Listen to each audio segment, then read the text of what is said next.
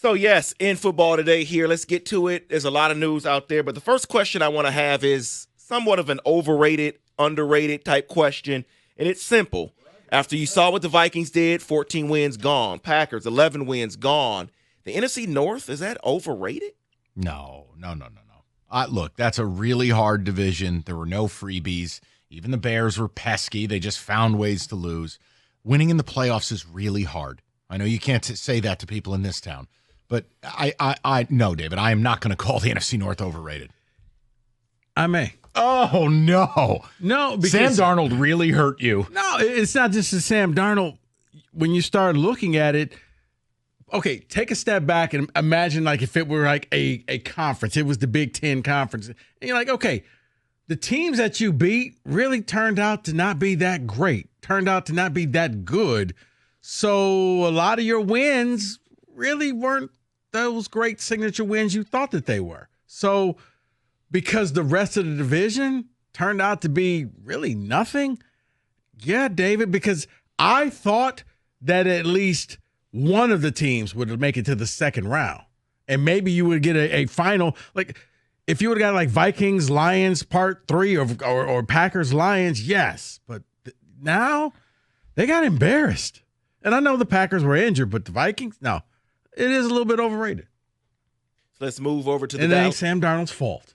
Okay. Let's move over to the Dallas Cowboys and Deion Sanders because there was a statement last night from Adam Schefter regarding Deion and the Cowboys. So sources, a lot of them are saying that the owner and Jerry Jones and Sanders, they met or they interviewed or they talked to each other.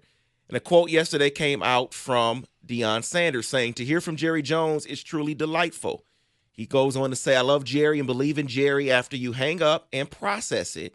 Think about it. It's intriguing. But I do love Boulder and everything there is about our team, the coaches, our student body, and the community." So then there's that portion of it regarding the Cowboys, but he may not be the only college coach that Jerry Jones is interested in because ESPN's Dan Graziano is reporting that USC's Lincoln Riley, Texas's Steve Sarkisian, and Notre Dame's Marcus Freeman and Iowa State's Matt Campbell are among the college coaches people around the NFL believe that the Cowboys are interested in. If I'm Matt Campbell, take the job because this is your last go-around. This tells me that the Cowboys have no idea what they're doing because apparently we're just going to go and raid the college rankings. You want to get any of these top coordinators? No. What about Ben Johnson? He's a has-been. Lincoln Riley, that's the guy. You want to see all the air go out of Rico's balloon? They couldn't get any of those people. That's why they're doing this. That's why the New York Giants didn't fire anybody. The Giants, the Jets, the Cowboys, and I honestly believe the Bears are not serious organizations. So you're right if they could actually get those people. Ben Johnson's not going there for that circus. Ben Johnson's too good for that crap. So you know why? And by the way, Deion, kudos, man. You need to write a book on being a grifter. Can you imagine? Forward by Jalen Rashada. Yeah, I mean, it's nonsense. Yeah, you went 13-12 in 2 years with the top 2 picks, and one of them emanated from your loins. Well, let me see you reload the roster. Yeah, you really had the team ready to roll in the bowl game. Got blasted by BYU. Yeah, right. Hire him to coach in the NFL. Can't wait to see how those interactions go. Mm-hmm. Yeah, tell a bunch of NFL players you're bringing your own luggage and it's Louis. Let me know how it goes for you. A D tackle will pull one of Kenny's wrestling moves. Yes, they will. I mean, come on. And, Mike, you're not far off here because Troy Aikman said those exact words, saying that the Dallas Cowboys, he was yesterday on Monday Night Countdown, and he spoke about the job, and he says, it's not a coveted job anymore. No, Giants aren't coveted, Jets aren't coveted, Cowboys aren't coveted, the Bears aren't coveted. 4 huge markets, 4 big-time franchises who are wholly unserious. Yeah, because in order to coach the Cowboys, you do need somebody who's just young and stupid or desperate because you're not really coaching the team. You're waiting for the phone to ring for Jerry to say, yeah, play that guy, don't play this guy, do that. You don't get the full autonomy just to go out there and be a coach. And you're right. Ben Johnson is like, no, old man, go up to your little booth, eat your graham crackers, and leave me alone. So, but yeah, I mean, I guess if you're going to go into that route, but really, I mean, if I'm Marcus Freeman, I think I got a better gig at Notre Dame. I mean, maybe I can see Lincoln Riley because I think we're about to find out he's a fraud at USC. So if I'm Lincoln Riley, maybe I take off and leave before people realize I'm not that good. Matt Campbell, you just thank God that somebody still remembered your name and your phone number.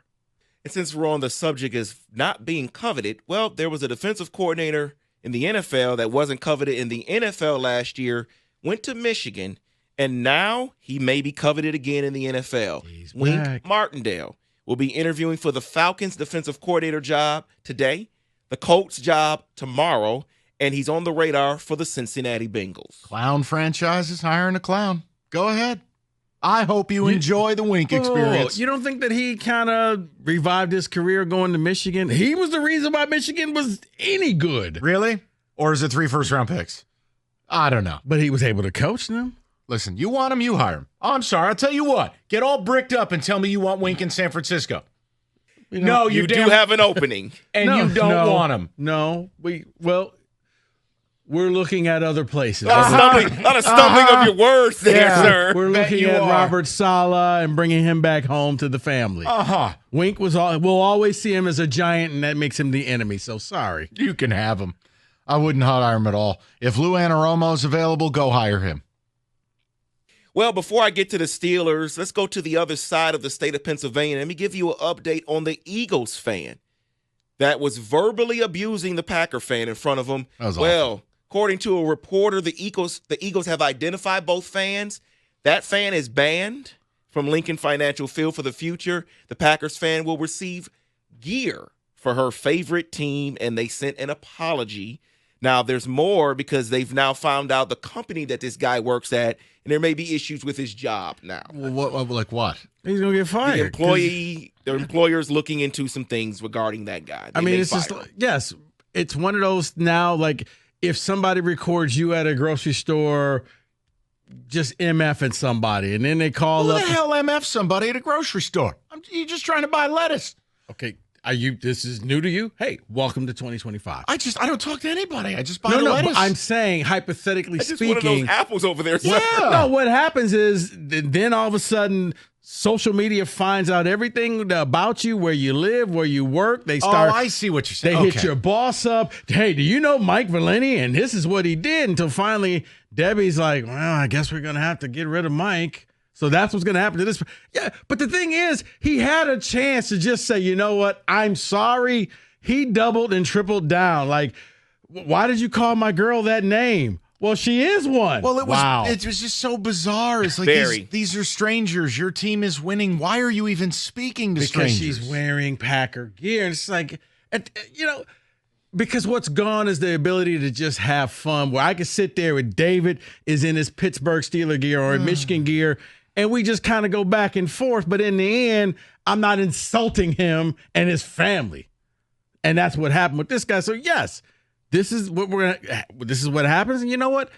David, he kind of asked for it. He had a chance to just say, you know what? My bad. Sorry. Let me buy you a beer. Nope.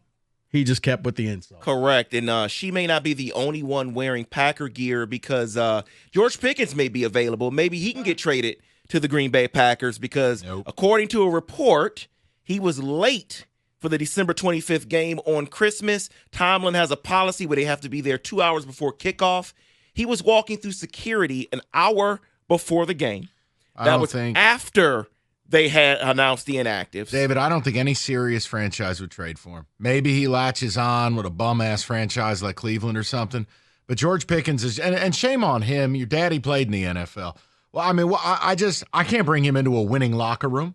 But see, I think it was because the daddy worked hard to get to the NFL, and he kind of is a little bit entitled. Look, between him and Deontay Johnson, I have no idea what's going on there. These guys are guys I thought would be some big-time receivers, and they are just nope. Yeah, Pickens, I don't know what's in the water in those Three Rivers because wide receivers just don't make it in that city, David. Maybe they don't. I don't know. Yeah, I don't know either, but he should be gone before next season. And that is in football today.